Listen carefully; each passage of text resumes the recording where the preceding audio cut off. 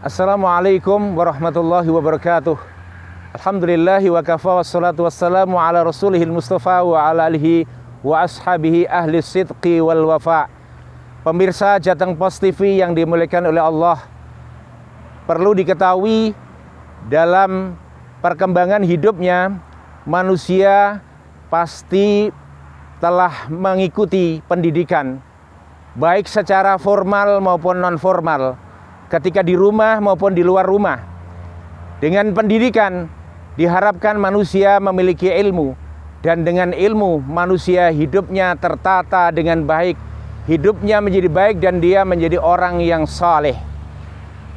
Kesolehan yang diinginkan oleh Allah Subhanahu wa taala adalah kesolehan dalam iman, dalam akidah, kesolehan dalam akhlak, kesolehan dalam ibadah, kesolehan dari segala sisi.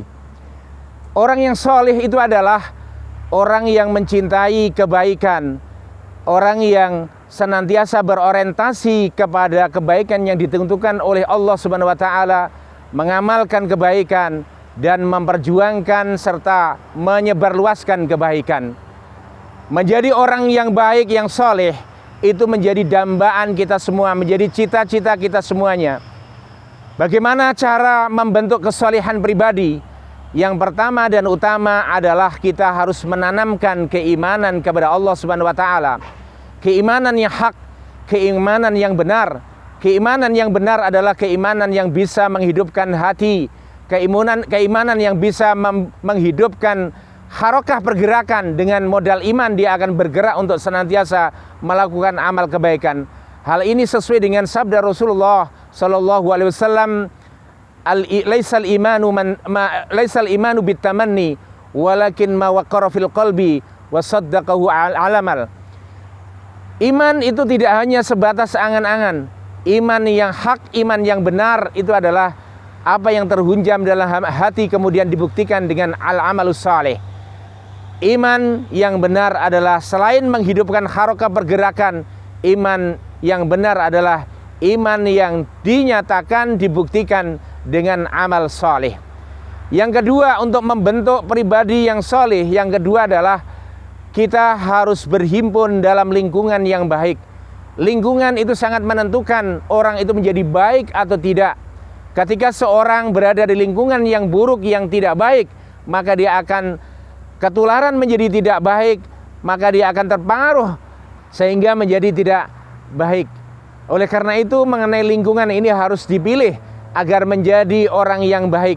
Rasulullah sallallahu alaihi wasallam mengingatkan kita dalam hadisnya adalah ar-rajulu ala dini khalilihi. Seorang itu sangat tergantung pada saudaranya. Ketika saudaranya menjadi baik, maka dia akan menjadi baik. Dan sebaliknya tentu saja ketika saudara itu tidak baik, maka akan menjadi terpengaruh tidak baik. Yang ketiga, memanfaatkan momentum-momentum yang diperintahkan oleh Allah Subhanahu wa taala untuk bisa membentuk pribadi kita menjadi pribadi yang baik. Termasuk momentum Ramadan ini. Ramadan dihadirkan oleh Allah Subhanahu wa taala untuk memperbaiki manusia, baik dari sisi keimanan, akhlak, ibadah, dan sisi-sisi yang lainnya. Oleh karena itu, momentum Ramadan ini harus kita gunakan dalam rangka melakukan perbaikan diri. Dan yang terakhir, da'watu al-walid ala waladihi, yakni doa orang tua. Maka sebagai orang tua, dalam rangka membentuk kepribadian muslim yang soleh, orang tua harus senantiasa mendoakan anaknya itu kan. Karena ada sebuah hadis yang menyatakan salah sudah awat, ada 3 doa mustajabat yang dikabulkan oleh Allah Subhanahu wa taala. Yang pertama adalah da'watul musafir, doa seorang musafir, dan yang kedua adalah da'watul walid ala waladi, doa orang tua terhadap anaknya, dan yang ketiga adalah da'watul madlum, doanya orang-orang yang terzalimi. Oleh karena itu, masalah doa ini termasuk masalah yang sangat penting yang harus kita perhatikan dan harus terus kita lantunkan dalam rangka untuk mendapatkan kesolehan pribadi. Demikianlah yang bisa saya sampaikan, mudah-mudahan ada manfaatnya. Wassalamualaikum warahmatullahi wabarakatuh.